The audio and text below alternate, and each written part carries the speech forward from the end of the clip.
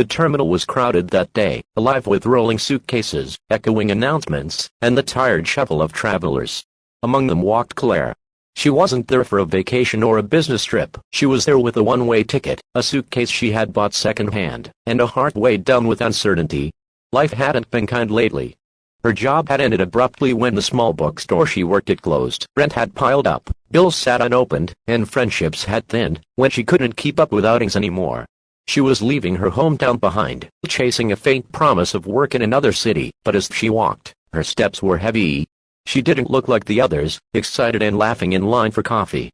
She looked like someone carrying all the invisible burdens no one else could see. She clutched her boarding pass, and tried not to think about how little money was in her wallet. How she hadn't eaten more than a granola bar all day. That's when she noticed her, a small girl, no more than 6 or 7, standing in the middle of the terminal.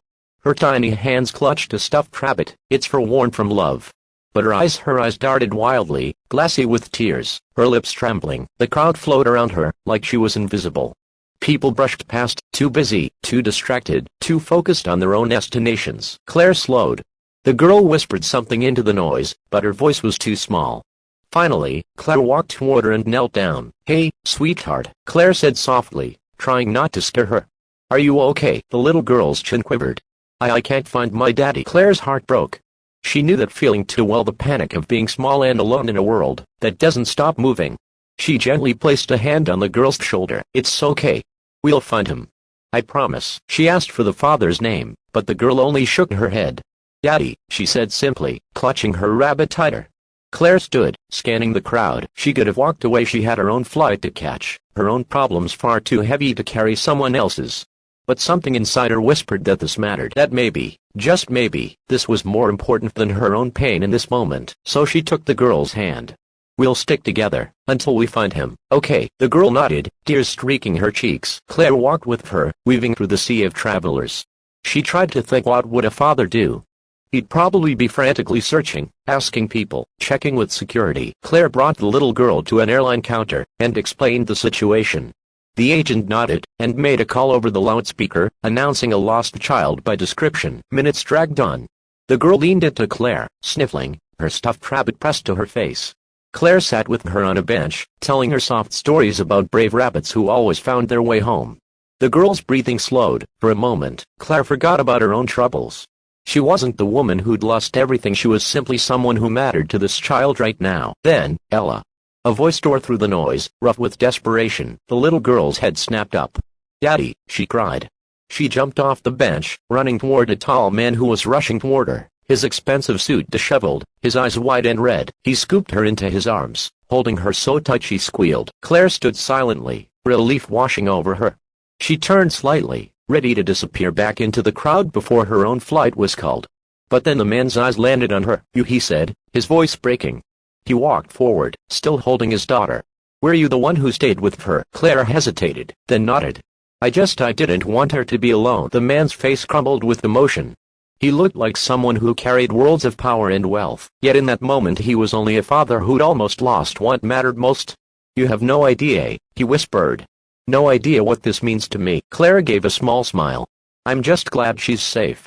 She turned to go, embarrassed, unsure what else to say, but the man called after her. "Wait. Please. What's your name?" "Claire," she answered softly. "Claire," he repeated it, like he didn't want to forget. Then he shifted Ella onto his hip and stepped closer. "You don't understand." People walked past her. Dozens of them. Everyone was too busy, too blind.